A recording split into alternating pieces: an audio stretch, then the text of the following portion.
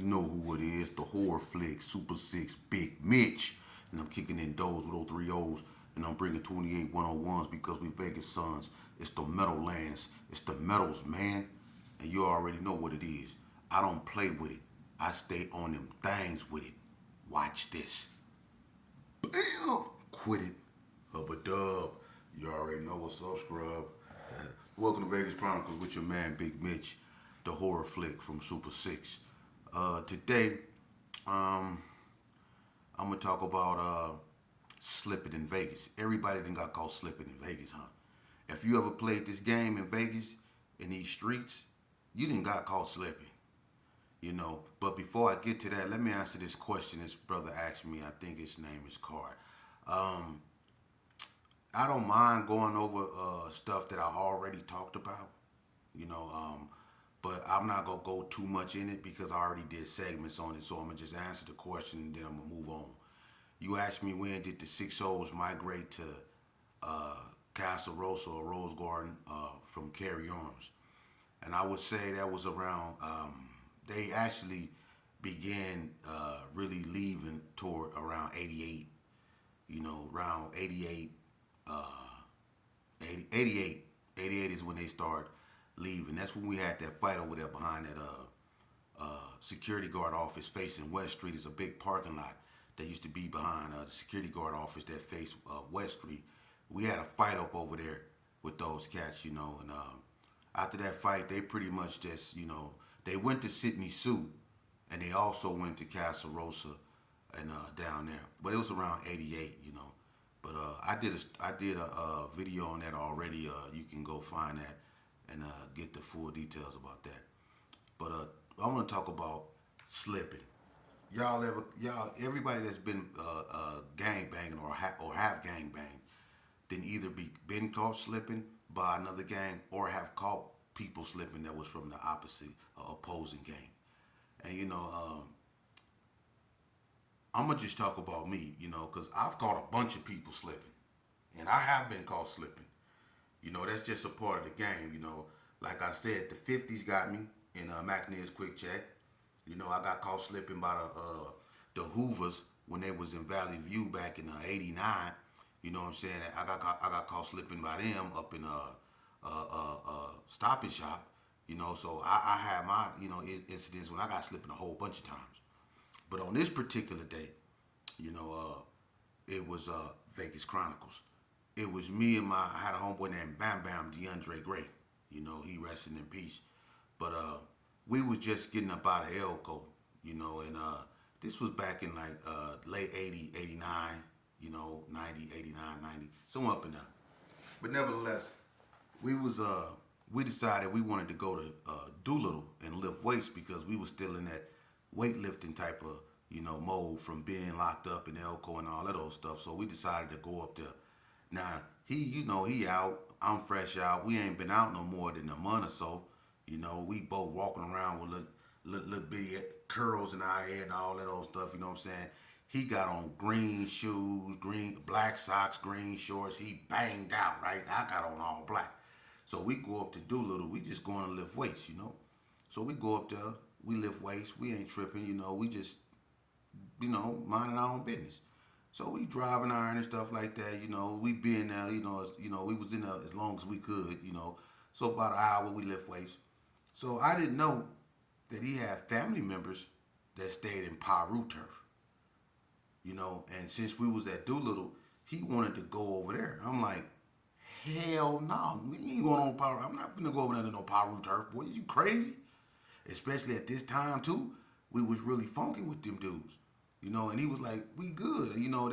I guess he was either going back and forth from the Gerson to Paru turf where his other family members was, but he had a way where he can just go over there and he never got caught slipping, so he never had an issue going back and forth. But me on the other hand, I'm not willing to take them type of chances. I'm not going over there to Paru turf. He was like, "Man, you cool." And plus, it was kind of in the morning, so we thinking, it couldn't be nothing too bad happening. We can dip in and dip out.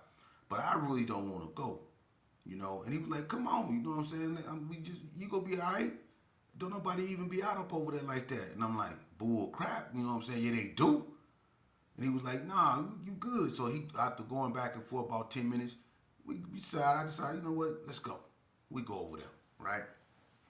So we headed over there. You know, you had head west and all that in the front, right? Before they start building all that stuff up over there. You had head west right there on Owens, on the front of Owens, right across the street from Bigg. So we cross over, you know, from Villa Caprice. We go hit the desert. We go over there to Paru turf, right? Now I'm getting scared because he want to go in that hole in the wall by that basketball court, and I'm like, you crazy? Because I remember we went, you know that hole in the wall, because you never know who on that basketball court. And he was like, man, you all right? So we go through the hole in the wall. Ain't nobody out. I'm cool. Okay, we go over his family member house. They stayed toward the front on Jackson, and I'm like, why we just didn't go around? You know what I'm saying? Instead of going through the hole and walking all this way, man, you doing too much. You know what I'm saying? So we go through there. I don't see nobody. So, you know, I'm scared to death. I ain't gonna even lie. I'm looking this way, look this way. I'm talking about many faces. I'm like, this. Man, let's get in and get out, right? So we go over there. We go over his family. You know, we kick it. I need a cold glass of water right about now. Because I done made it up over here. And I'm like, man, I don't want to be over here. You know what I mean? Because I know I'm out of place. And then we walk into, nah, I need me a cold, and listen to what ice cold glass of water right now. Because I don't know what's about to transpire. When we leave here, we got over here, but we got to leave now. So I need me a very cold glass of water right now. For real. So we kicked it, decided to leave. We leave. We make it up out of there, right? We walking up the street. I tell him, let's cut off in the desert, go toward head west, let's get up out of there. So we leave. He want to go to Bigg. For what? Man, let's go to Bigg. For what? He want to go to Bigg to get him something to eat and all this old stuff. Dude, we can go to Super 6. We don't have to go to that number. We can go to Super 6. We ain't got to go to Bigg. You know what I mean? We could go to Super 6. So he was like, nah, let's just go on in. We cool, man. Ain't nobody even over here. I told you, chill. You know what I'm saying? I told you wasn't nobody over there, and he was right. Did nobody get at us in Paru turf. So I'm thinking, all right, we go get in and we go get out. So we go up in there. You know what I mean? Everybody know how Bigg is. We go up in Bigg. You know what I'm saying? Look, dude, we go toward the back. And I don't know. I knew two of them. I knew Daytime and LJ. And Daytime had this white stick, right? I see them when they come in. It was like 5 of them. And it was like they seen us, or they seen that green and black that Bam had on. They seen something that made them come in the store. And they didn't come in the store to buy nothing either. They was looking around. I've seen them. So I get away from Bam. I ain't lying, I got away from Bam because he got on green and black. There's 5 of them. And I know LJ. You know what I mean? And LJ was kind of, he still was kind of tripping from what happened like a year and a half before that, Bread and Lil Bread jumped LJ real bad. So LJ was tripping with Gershons. You know what I'm saying? Everybody know little LJ, little crazy ass LJ, rest in peace from Playboys. But anyway, so I get away from Bam. I go down another aisle. I told him I'm finna go trying to find, me some potted meat. I'm down. You know what I'm saying? So while I leave, they catch Bam. And I heard Daytime voice. Daytime said, "What's up, blood?" That's all I heard. Look. And then I'm on the other aisle. They don't even see me. I'm looking. Right? Now, I want to say so bad that, I came around the aisle. I told them dudes, "What that Gershon pork like, fool?" You know what I'm saying? I want to say that so bad. But that didn't happen. I didn't say nothing. They got on Bam helmet. They told Bam, nigga, listen, they told Bam, you used to stay over here. And look, all I heard was that stick go, what? And Bam go, ah, and I heard stuff moving on the aisle. Now, Again, I want to say I ran around there and was like, "No, get up off my homie," and you know what I'm saying? I'm gonna keep it real. See, people be lying, but I keep it real. Did none of that happen? Hey, look, they was whooping. I was on the other aisle. They was whooping bam. They was smashing bam. Hey, look, I was looking through. I could see them. I was looking. I was going. I'm only thinking what they gonna do to me, right? But the dude that was cutting the meat, he knew both of us walked in there. And I don't know if he was a blood, I don't know what that dude was, but he go, get the other one. So now I'm trying to get up out of there. And before I can get up out of there, LJ cut me off. And look, they was whooping me and Bam in there so bad. But listen, Bam was getting it the worst because daytime was accurate. He was working that stick. Hey, look, he was putting that stick on Bam. It ain't funny. It ain't funny. But he was putting that stick on Bam. And he was putting that stick on Bam. He was, he was putting that stick on Bam. Hey, look. They was whooping me so bad. They was slapping me with all kind of y'all know them sweet pickle jaws. They was hitting me with all kind of. They was slapping me in my face with all kind of stuff. Right? They was whooping me. I was screaming. Ah! They whooped me out my shirt, but Bam was on the ground kicking up. Right? He was on the ground kicking up. Hey, look. And daytime was putting that stick on his head. Whack it, whack, whack, whack. He was. They beat the brakes off. Hey, they beat the brakes off our ass. They ain't gonna even like, listen, they beat the brakes. Look, we came up out of there. Look, I was so happy. Look, I ran up out of there, but I don't know what I ran into when I ran up out of there. But when I ran up out of there, I hit something. Bah, I hit my head on something, man. I had a knot on my head so big coming up out of there, but it don't matter. I came up out of there like this. I was gone. I ain't know what Bam was or nothing. I ain't look back to see it. They beat the brakes off our motherfucker there. And look, I get up over there to the desert, right? I ran all, man, look, I ain't stopped running until I got to the desert that separated Doolittle from, you know, where the Gershon was, that desert we used to walk through. When I got right there, that's when I stopped and bent over and we're going, spitting out wads of blood. They beat the brakes, and all I remember was LJ. You know, LJ had like a lot of scars in his face, and all I can remember is LJ face, man. LJ was the way he was hitting me, the way he was biting his lip and hitting me. He was putting passion in them punches. He was hitting me where he was beating the brakes off. Hey, it ain't funny, right? But when you get caught slipping, and something happened to, you know, like one of the dudes, you know, that catch you slipping and they really want to get back, you should see how they be looking though when they get you. He was biting his lip and he was hitting me hard. He was hitting me in the ribs. He was hitting me wherever he could. And Daytime had that stick, and Daytime he had the stick up like this here, right? And he was pausing it like this. He was pausing it right to make Bam move so he can get him a good spot. He was doing right this here, and Bam, we were whack, whack. He was whacking. Hey, they be. I don't know what happened to Bam, man. I don't know what happened to Bam, and frankly, I ain't want to see him no more for about 2 or 3 days because I was on bed rest. They had a knot on my head so big. I don't know what happened to Bam. People, Bam, man. They beat the brakes off us, man. You know what I mean? But when you get caught slipping, you get caught slipping. You know what I mean? I mean, ask Jay Luke from 6-0. You know what I'm saying? Jay Luke, you know, we always used to laugh about how we, you know, got caught slipping. Now I call Jay Luke slipping. Ask Jay Luke. Jay Luke got caught slipping too. You know what I'm saying? Up there, stopping shop. He was up there, came up out there. It was 1,000 Gersons up out of there. He tried to fight. He was getting bop, bop, bop, bop, bop. He got up out of there. You know what I mean? So people get caught slipping. You know what I mean? That's just a part of the game. You know? I mean, you know, Sticker Bush from 6-0s, you know, we didn't call him slipping. He didn't call us slipping. That's the game when you get caught slipping.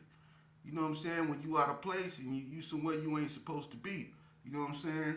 And I remember one incident Kool-Aid had a big Kool-Aid from '60 had a big blue Impala, and we called him, and it was Kool-Aid, it was K-Loke, Manhandler, and it was another one. It was at the gas the tire thing over there on the side of Ricky Quick by the gas by the car wash, and he was trying to put some air in his tire, and it was me, Dragos, Kip Nut, Hacksaw. It was a bunch of us hit the corner. Ski, all us, we hit the corner, right? And we catch him slipping. And, we wasn't really, tripping, wasn't nobody really tripping like that, you know what I'm saying? Ski, I guess, him and K-Lo, was kind of cool, you know what I mean? So, he spoke to K-Lo.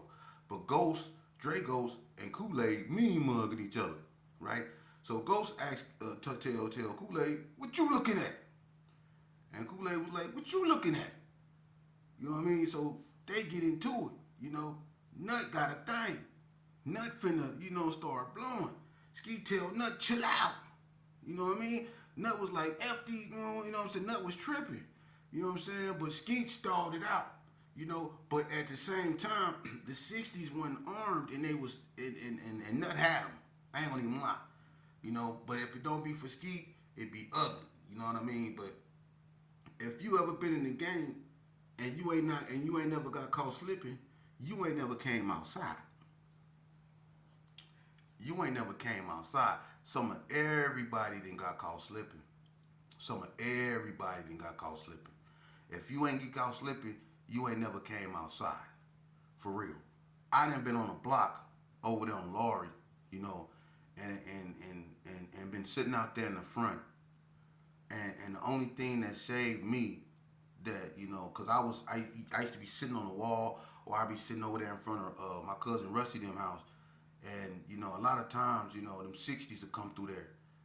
This is, freshly after, the incident with Shaky. Them 6-0s, they'll come through there, man. And you never know when they'll pop up, And it's been times I was sitting over there on 40 block, and the only thing that saved me is that when the 60s came down there, it was some 40 blocks up the street before they can get to where I was and where we were. So they got at them, and we heard the gunfire. So we got down or got out the way.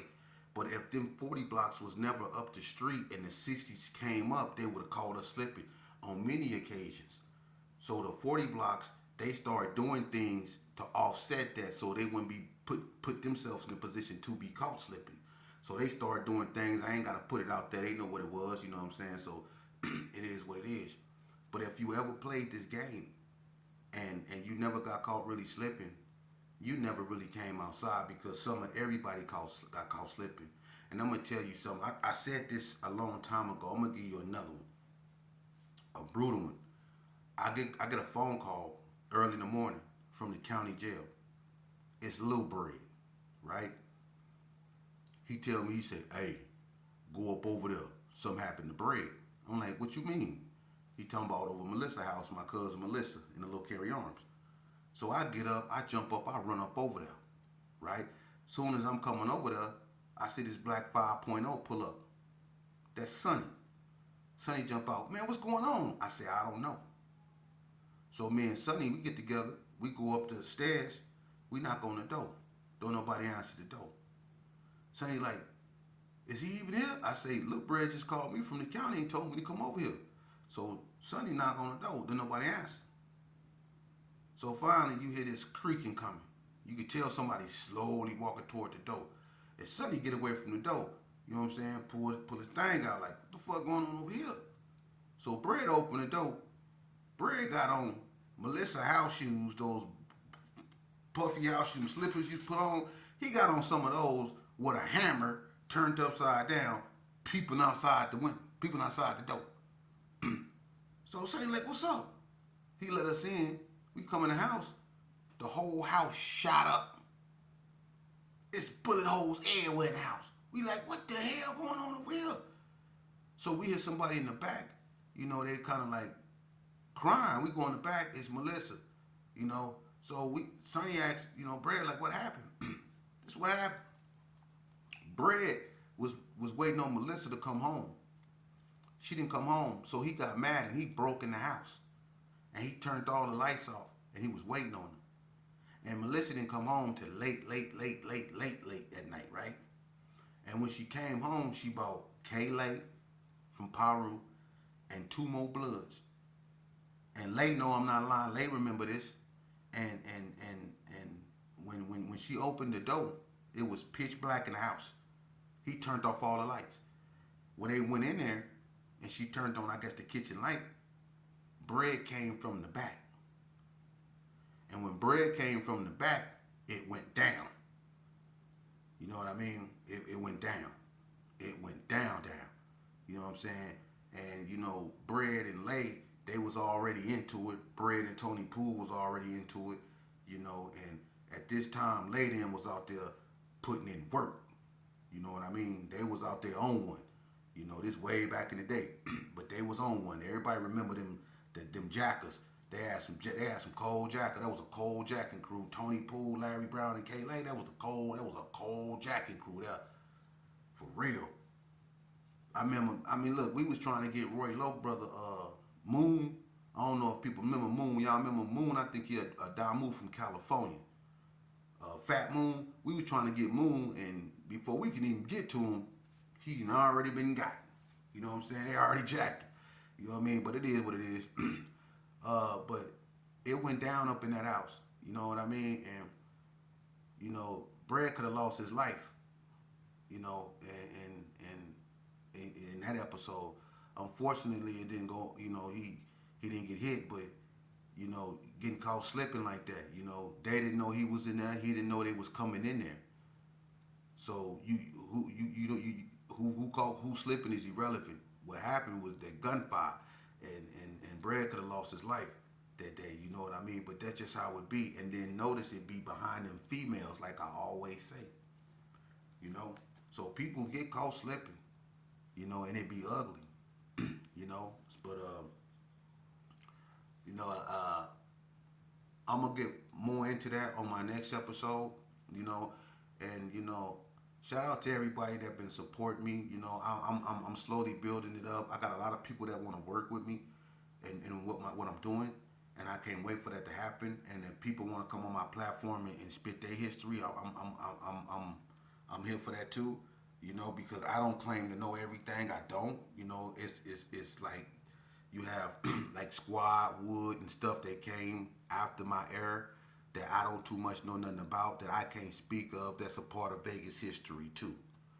And it needs to be put out there, not to be glorified, but just to find out what happened. You know, in order to find a solution to the problem, you must first go back to the root of the problem. And that's what I be doing. You know, I talk about how things come to, you know, how it became to be what it is. You know, but I got taken off the streets, you know, and things just went out of hand. You know, things got way out of hand when I left the streets. But, you know, in order to get to the root of the problem, you must first go back to the root of the problem.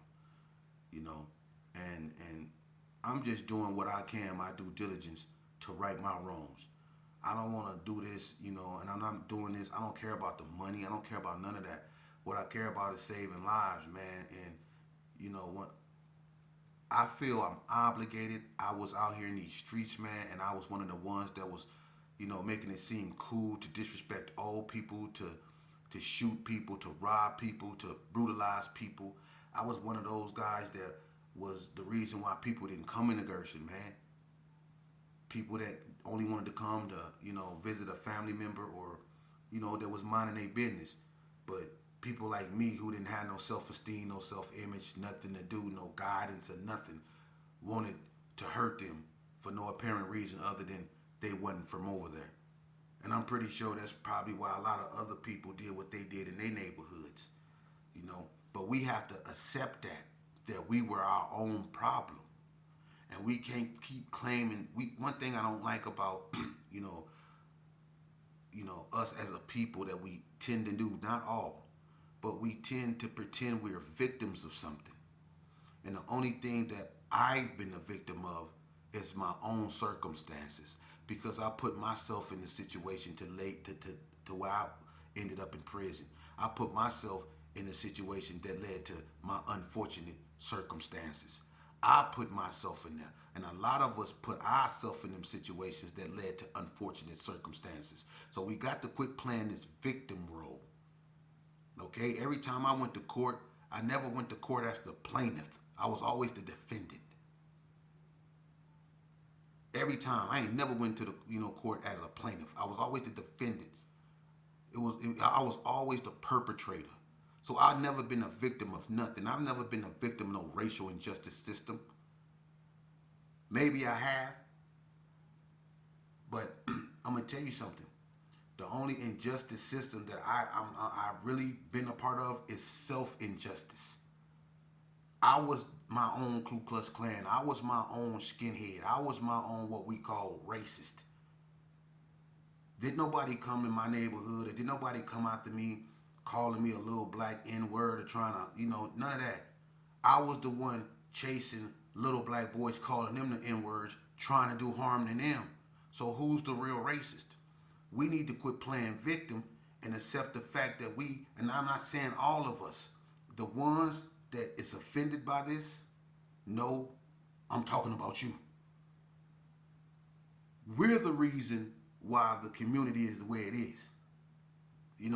I can't speak for other states, but in the state of Nevada, in Las Vegas, we tore our neighborhoods up to the point to where they became unlivable. They became uninhabitable. Look at the Brownies.